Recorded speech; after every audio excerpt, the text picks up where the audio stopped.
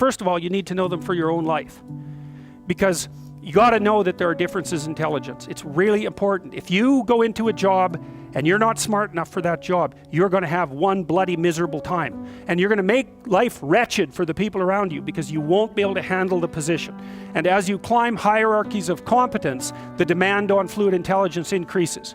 And so, unless you want to fail, you don't put yourself in over your head. Well, what's over your head? Well, that's a tricky thing to figure out. I mean, you have to figure that out with intelligence, you have to figure it out with conscientiousness, you have to figure it out with creativity, you have to figure it out with stress tolerance, with agreeableness, because you want to go into a cooperative environment and not a competitive one if you're agreeable.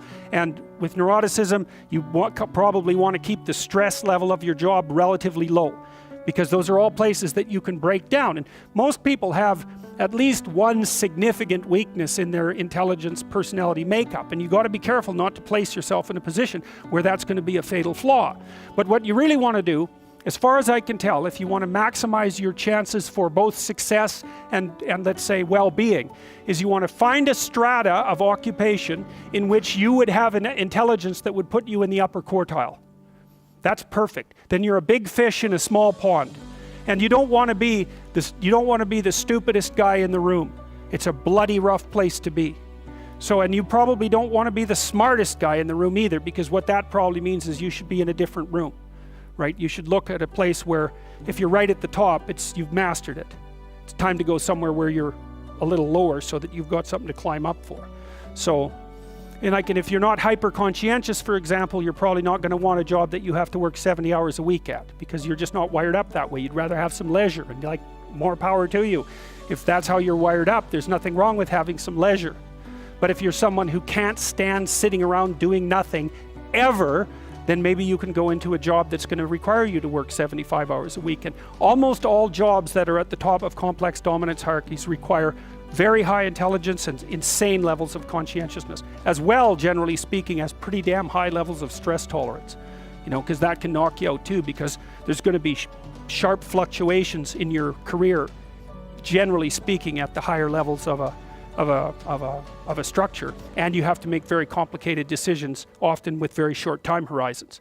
So you have to decide if that's what you want.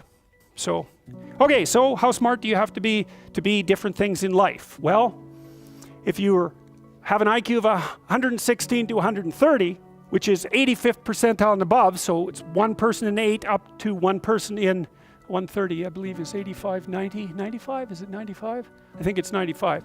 One person in 8 to one person in 20. Then you can be an attorney, a research analyst, an editor, an advertising manager, a chemist, an engineer, an executive manager, etc. Now, that's not the high end for IQ, by the way. You know, that it can go up, well, it can go up indefinitely, although there's fewer and fewer people as it goes up. So if you want to be the best at what you're doing, bar none, then having an IQ of above 145 is a necessity, and maybe you're pushing 160 in some situations, and maybe that's making you one person in 10,000 or even one person in 100,000. And then also, to really be good at it, you probably have to be reasonably stress tolerant and also somewhat conscientious.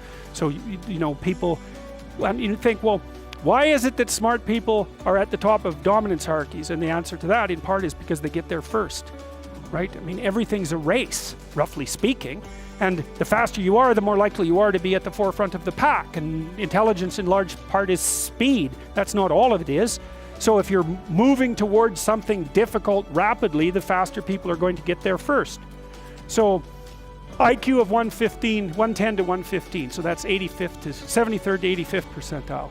Copywriter, accountant, manager, sales analyst, general manager, purchasing agent, registered nurse, sales account executive. If you look at universities, the smartest people they're above this. Who are the smartest people at university? What do you think? Mathematicians, physicists and mathematicians, right. I could tell you who's on the other end, but I won't. Anyways, okay. Going down now 103 to 108 is slightly above average, right? 60th to 70th percentile. Store manager, bookkeeper, credit clerk, lab tester, general sales, telephone sales, accounting clerk, computer operator, customer service rep, technician, clerk, typist. So you see, at this level, people have some technical skill and some ability to deal with complex things. Okay, that's dead average. 100 is average. Dispatcher in a general office, police patrol officer, receptionist, cashier, general clerical, inside sales clerk, meter reader, printer, teller, data entry, electrical helper. 95th to 98. Machinist, food department manager, quality control checker, security guard, unskilled labor, maintenance, arc welder, die setter, mechanic. Good IQ range for relatively qualified tradespeople. 87 to 93. Messenger, factory production worker, assembler, food service worker, nurse's aide, warehouseman, custodian, janitor, material handler, packer. Now, what you're starting to see is that as you move down the hierarchy, the jobs get simpler, they're more likely to be assigned by other people, or they're repetitive. Because what IQ predicts to some degree is how rapidly you can learn something, but once you've learned it, it doesn't predict necessarily how well you do at it. And so the more repetitive jobs people with lower IQs are more suited to more repetitive jobs. Under 87, is there something? Well, no. Right. That's a big problem. And it's something our society has not addressed at all. Jobs for people with IQs of less than 85 are very, very rare. So what the hell are those people supposed to do? It's 15% of the population. What are they supposed to do? Well, we better figure it out, because one of the things that's happening too is that as the high IQ tech geeks get a hold of the world, the demand for cognitive power is increasing, not decreasing, right? You want to be a teller? Well, you know, those checkout machines, they're not so simple. You want to work at McDonald's? You think that's a simple job? You don't see robots working at McDonald's. And the reason for that is that what McDonald's workers do is too complex for robots to do. So this is a discussion that no one wants to have, but that's okay. It's still a problem, and it has to be dealt with. So the US government, I think I told you this at one point already, it's illegal to induct anyone into the US Army if they have an IQ of less than 83, right? It's about 10% of the population. Because the US Army, and they've been doing IQ testing since IQ testing began, because they want everybody they can possibly get into the Army, because in peacetime, they use it as a way of moving people up the socioeconomic ladder, and in wartime, well, obviously, you need as many soldiers as you can get your hands on. And so you're not going to be any pickier than you have to be. So when the US Army says it's illegal to induct anybody into the armed forces if they have an IQ of less than 83, then you know that they've done it for absolute necessity, right? And when people have made a finding that contradicts what they want to hear, and they're doing it out of absolute necessity, you can be reasonably true that it's one of those facts that just won't bloody well go away. And so you might think, well, if there's nothing for someone with an IQ of less than 83 to do in the Army, what makes you think that there's something that they can do in the general population? And then the issue is, you know, because the conservatives will say, well, they should just work harder. It's like, sorry, that ain't gonna fly. And the liberals will say, well, there's no difference between people anyhow, and you can just train people to do everything. And that's wrong. So they're both wrong, and they're seriously wrong. And the fact that neither side of the political perspective will take a good, cold, hard look at this problem means that we're going to increasingly have a structural problem in our societies, because we're complexifying everything so rapidly that you can't find employment unless you're intelligent. You guys are really going to face this, you know. Lawyers are disappearing like mad. And the reason for that is, you can look it up online. Increasingly, you can do things yourself if you're smart.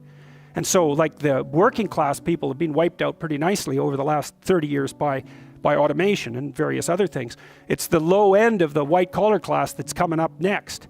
So I'm not saying that lawyers are in the low end, but low end lawyers are in the low end of the white collar class. So there's still going to be plenty of positions for people who are creative and fast on their feet and super smart. In fact, those people are going to have all the money, and that's already happening to a great degree.